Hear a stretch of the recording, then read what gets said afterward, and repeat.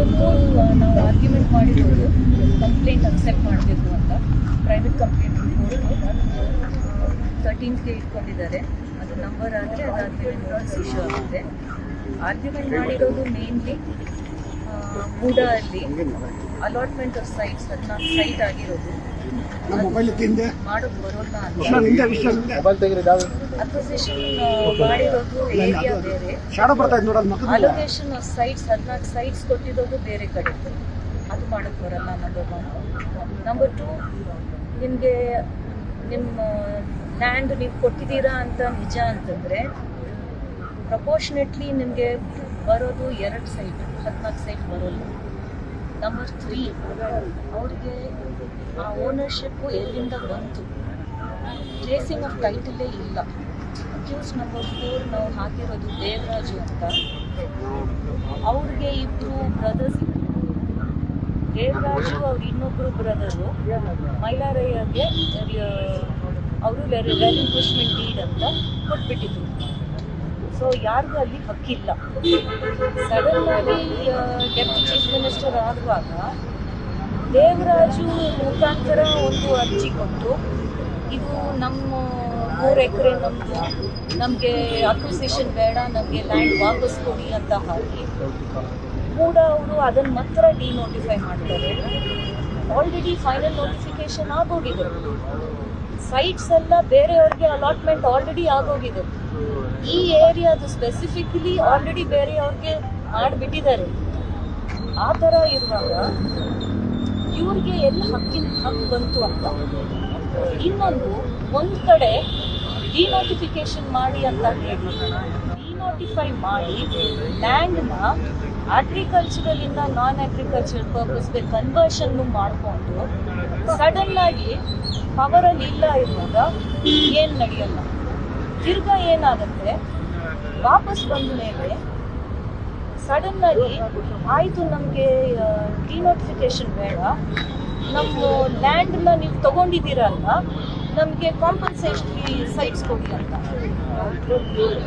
ಒಂದು ಕಡೆ ನೀವು ಹೇಳ್ತೀರಾ ಡಿನೋಟಿಫಿಕೇಶನ್ ಆಗಿದೆ ಅಂತ, ಇನ್ನೊಂದು ಕಡೆ ಹೇಳ್ತೀರಾ ನೀವು ಆಲ್ರೆಡಿ ಅಕ್ವೈರ್ ಮಾಡಿಬಿಟ್ಟಿದ್ದೀರಾ, ಸೊ ನಮಗೆ ಕಾಂಪನ್ಸೇಟರಿ ಸೈಟ್ಸ್ ಕೊಡಿ ಅಂತ.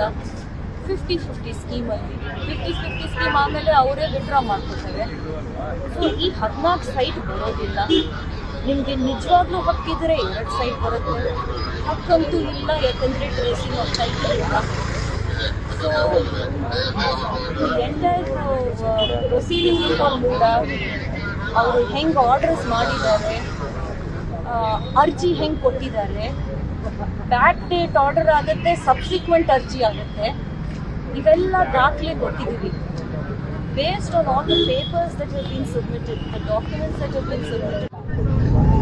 ನನಗೆ ಹಕ್ಕಿದ್ರೇ ನಾನು ನಿಮಗೆ ಗಿಫ್ಟ್ ಡೀಡ್ ಮಾಡ್ಬೋದು, ನನ್ನ ಹಕ್ಕೇ ಇಲ್ಲ ಅಂತಂದರೆ ಗಿಫ್ಟ್ ಡೀಡ್ ಎಲ್ಲಿಂದ ಬರುತ್ತೆ. ಸೊ ದೇವರಾಜು ಅವ್ರು ಏನು ಮಾಡ್ತಾರೆ, ಆನರಬಲ್ ಚೀಫ್ ಮಿನಿಸ್ಟರ್ ಅವ್ರ ಬ್ರದರ್ ಇನ್ ಲಾಗೆ ಅವರು ಸೇಲ್ ಮಾಡ್ತಾರೆ. ಅವ್ರೇನು ಮಾಡ್ತಾರೆ, ಅವ್ರ ಸಿಸ್ಟರ್ಗೆ ಕೊಡ್ತಾರೆ. Sister is none other than the wife of the honourable chief minister. So ಈ ಲಿಂಕ್ನ ನಾವು ತೋರಿಸಿದ್ವಿ ಕೋರ್ಟ್ಗೆ. ಅದನ್ನು ಈಗ ದಾಖಲೆ ಎಲ್ಲ ನೋಡಿದರೆ ಇಟ್ ಇಸ್ ವೆರಿ ಕ್ಲಿಯರ್. ಆ ಟೈಟಲ್ ಸೇಲ್ ಡೀಡ್ ಅವರು ದೇವರಾಜು ಮಾಡುವಾಗ ದೇವರಾಜು ನನ್ಗೆ ಹೆಂಗೆ ಈ ಪ್ರಾಪರ್ಟಿ ಬಂತು ಅಂತಾನೂ ಹೇಳಿಲ್ಲ ಅದರಲ್ಲಿ. ಸೊ ಟ್ರೇಸಿಂಗ್ ಆಫ್ ಟೈಟಲ್ ಇಲ್ಲ ಅದರಲ್ಲಿ. So sale deed papers dates ಇಲ್ಲ ಅದರಲ್ಲಿ. ಸೊ ಕೋರ್ಟ್ಗೆ ನಾವು ಒಂದೊಂದಾಗಿ ನಾವು ಎಲ್ಲ ಎಸ್ಟಾಬ್ಲಿಷ್ ಮಾಡ್ಕೊಂಡು ಹೋಗಿದ್ವಿ. The court gives a PCR numbering on 13th, then the case will proceed. Madam, ಇದರಲ್ಲಿ ಸಿದ್ದರಾಮಯ್ಯ ಅವರ ಪ್ರಭಾವ ಇದೆ ಅನ್ನೋ ಎಸ್ಟಾಬ್ಲಿಷ್ ಮಾಡುವಂತ what grounds you mention? The courts are very clear on all of this. You don't need an official letter from the Honorable Chief Minister stating do this or do that to show that he has a load. He is the wife of somebody in power, has utilized the person's power and gained illegally by that. Then it also shows that there is illegal gratification there. Number 2, she is a housewife, she does not earn her own on her own.